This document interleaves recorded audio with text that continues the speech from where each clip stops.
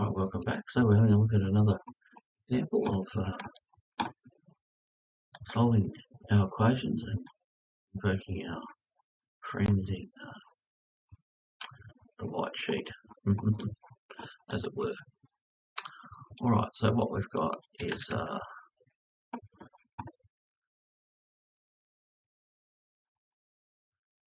example of the use of this problem. So let's see what we can do. So if we take a look at this one, it's just a two-termer. So as a two-termer, we can see that it's a bit like x squared and x, so we can just take out a common factor. Okay, we'll just take a note of the domain. It's just one rotation. Right. And what we can do with this is we can factorise this. So we can put sine x.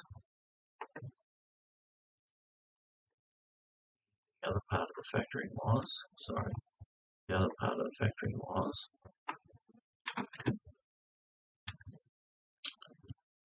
sine x. And so in here we would have 5 sine x. That would make 5 sine x squared. 5 sine x, set it, and then wrote it. Get over that famously one day. Now, in order for this statement to be true, when is it true? It's true when this one is 0 and this one is 0. So sine x is 0 when? Sine x is 0 when? Association, proportion, and plus minus. So the association is y. Where on this unit circle is sine 0. And that means we're looking for heights for y that are 0. And so there's two possible locations. Okay, we can have 0, 2 pi. If we go in the positive direction, the negative direction, it's going to be minus pi, minus 2 pi. So it's going to be a count of pi. And so we'll have one count of pi. In the first instance, if it's pi times k. So therefore, x is equal to pi times k. Now, if pi is k is 0, then we're here, tick. If k is 1, then we're here, tick. If k is 2, then we're here, tick. If k is 3, then we're back here, tick, so on and so forth. So k can be 0, it's an integer, and I'm doing that deliberately because you'll realise why in complex numbers. But that should be a 2. Only as many as you need. In this case here, it's x is pi k, so that's that solution. So any multiple of k as an integer on pi will be a solution. All right. 5 sine x plus 1 is not going to be an exact value. So we'll just do our undos. Do to one side, you do to the other.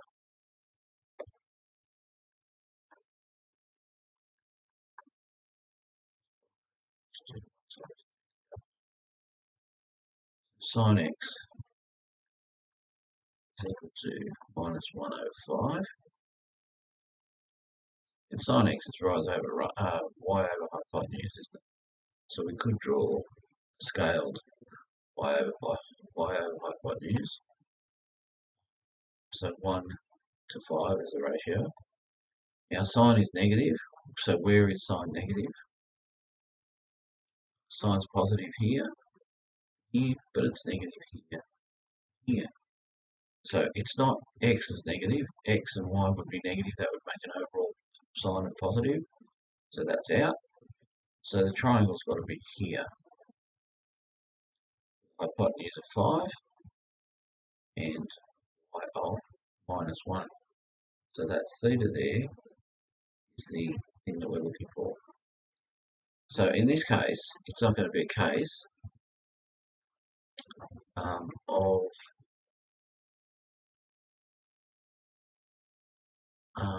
just doing a simple thing here. What we've got to do is undo. So we're going to take sine to the -1,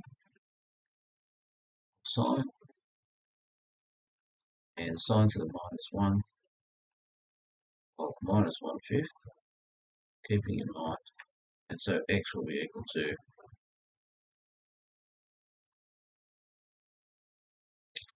sine to the -1 -1/5. Very straightforward. So we can use our calculator to establish what that number is. Okay. So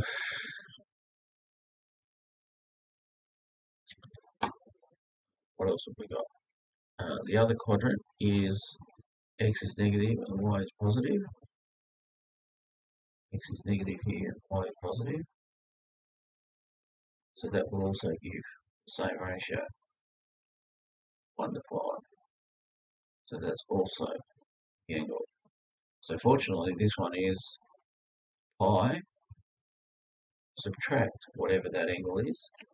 This one here will be 2 pi, subtract whatever that angle is, or minus angles. Okay. Alright, so let's just get the part here.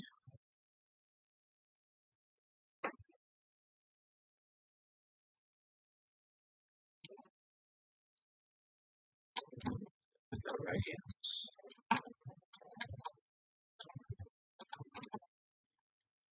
1 divided by 5. Take sine. So we get minus 0.2.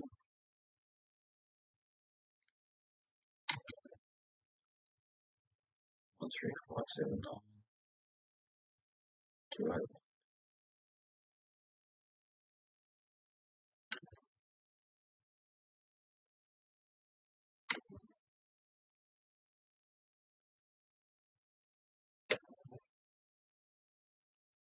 Okay, so we want to have, for this angle here, it's going to be pi minus 0.2. Here it's going to be 2 pi. It's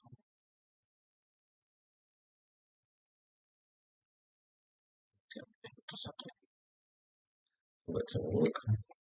So we'll just pop that into memory. Now pi minus memory recall is 3.34. This angle here is 3.34 radians.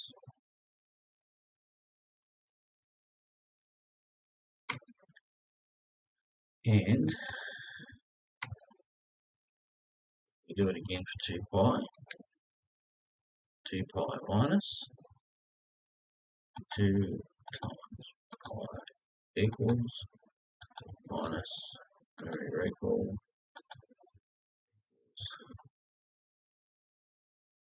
6.48, but it's minus, isn't it?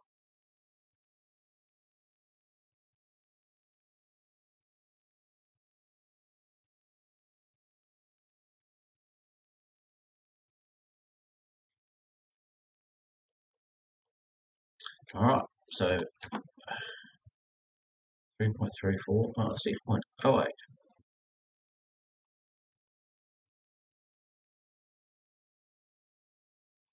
Okay, so I didn't modify that for count, so that's why it's 08. Okay, so I should have modified this one for the count. It's the count round a number of times. Okay. Alright, so I want to check that. I'm sorry, I just have a sense that there's something wrong there, so I'm going to have a look at that. Mouth up. So we've got 5 sine squared, sine to the our 2x plus sin x equals 0. Let's see what that looks like. 5 sine squared x plus sin x is an increasing waveform, so that's nice. Okay.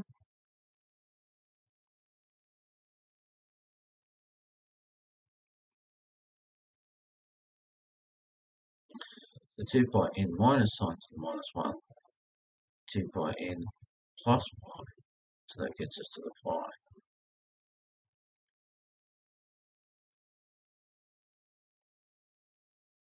So pi n was one answer, and then the other one was the 2 pi minus sine. So I actually feel as though I've done the right thing there. I'm going to leave that. Don't question that at a later date.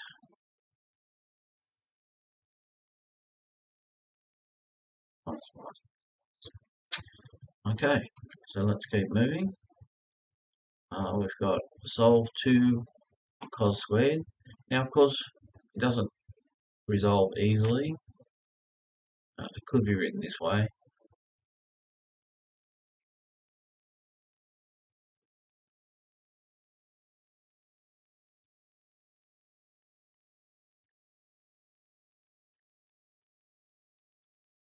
Which is genuine quadratic. So in terms of a genuine quadratic, we would let u equal to cos x. Then we can rewrite 2u squared plus u minus 1 is equal to 0. Okay, so we can use the quadratic formula or any other means. I would use complete the squared, divide through by 2, but we can always have y. So 2 times minus 1 is minus 2, and the products of that are 2 and 1. There's not much choice, is there? It's either minus 1 or minus 2. So I'm going to put it into grouping in pairs. I know some of you don't like me doing that. What I'm doing is redoing the sum. So I'm going to do plus 2 minus 1 plus 2u minus u. So I've rebuilt the sum term with these factors, minus 1. So that's easy. Then I want to pair them up. So if I pair these up, take out what's common, and take 2u out of this pair. Okay. And then they should have the same thing here. So here we're going to have u plus 1. That grouping in pairs requires this to be the same. U plus 1. And so, what can we put out the front here that makes minus u and minus 1? Just minus 1.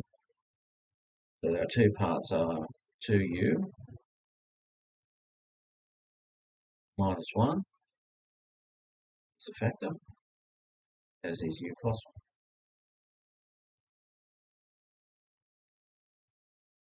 So we can read that straight off. So therefore u, when is this statement true? When u is minus 1, one solution. And when this one's 0, in order for this to be 0, 2u has to be 1, so u would have to be positive 1/2. So there are our two solutions. Now we made cos u, so we're going to put cos x is equal to one of the u's. There you go. When is x -1? -1 is here. X is here. So that means the argument passed to cos has to be pi or multiples of 2k. Okay, so in this first instance, the only correct answer is going to be that x will be equal to pi. So that's a solution. That one. Alright, the other one that we want to do is a half. Cos x is equal to half. So use your associations again, just like we did previously. Association, proportion, and plus minus. Well, first of all, it's plus. So this has got to be a positive. It's a short, and this is representing the association of x. So we're going to be saying a short x. So where is a short positive x? Short positive x is there. So there's only two particular angles that works on. Okay, and this one. They both share x is a half. Okay, x is there. So that's the one that's both of those angles. We know that base angle there, so we can just read it off. Therefore, theta or x is going to be equal to, send that up. X is going to be equal to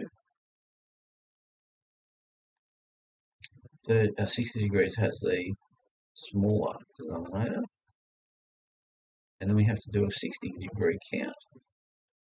Okay, so 1, 2, 3 lots of 60, 4, 5 lots of 60. So the other one is 5 lots of pi 3. And we can have complete confidence they are the three solutions. And if you put them in your calculator using this equation, you'll get that. That is true. How would I do that?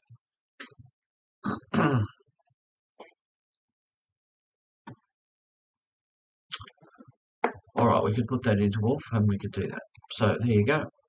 Working away fairly steadily, just using our substitution techniques where we need to. That's okay. Now, of this particular solution,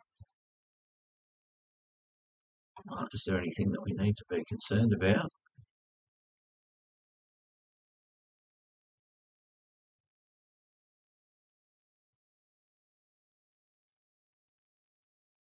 If the solution falls outside the range of the function, then we would not include it in the solution. But we'll just notice that if it happens. Okay. Now, 2 sine squared x minus cos, they're different, so we're not going to be factorising. But it looks like we could use an identity. So this is where we start to think about an identity. Sine squared x is from up the previous work that we did, and it has this form. Now, if we make this substitution for sine squared x, we can simplify this quite a bit. So that's a non-calculus step, isn't it? So we're substituting sine here for everything here. See that? So we're going to put the bracket 2 and have 1 minus cos squared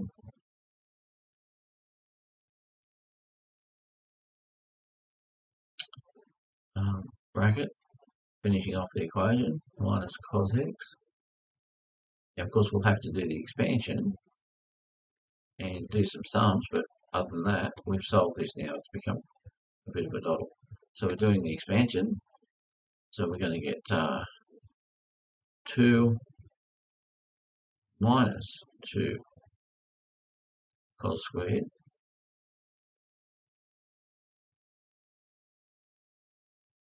minus cos x minus 1. So we're just going to fix this up by summing the 2's. So this will change to a plus 1.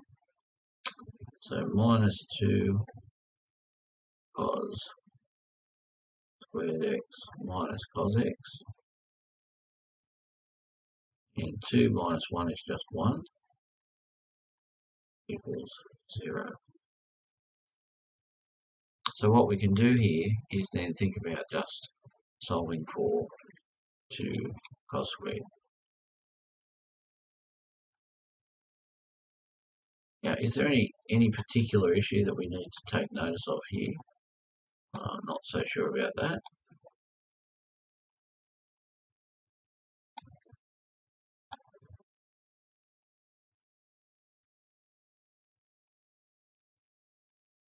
So let's just walk on that and see what we come up with. Alright, so we can let cos equal to u again.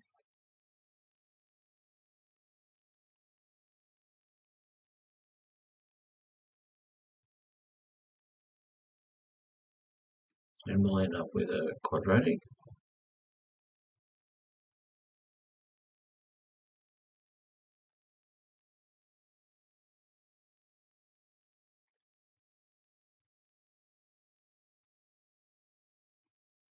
Now, very similar to our previous one, wasn't it? That we have a minus.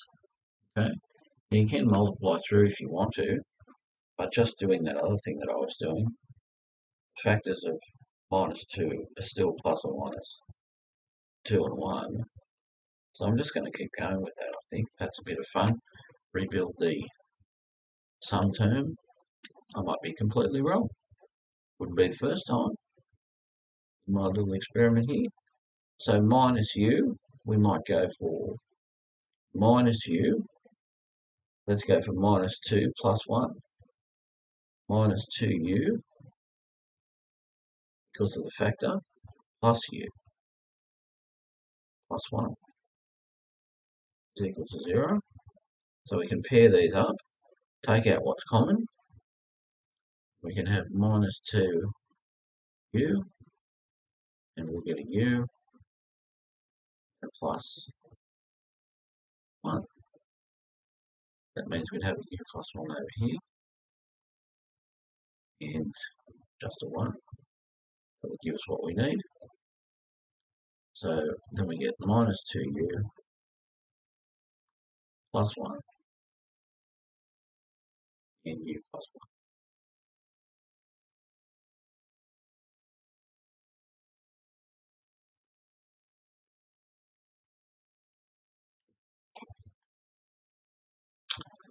1. Alright, so therefore, when is this true?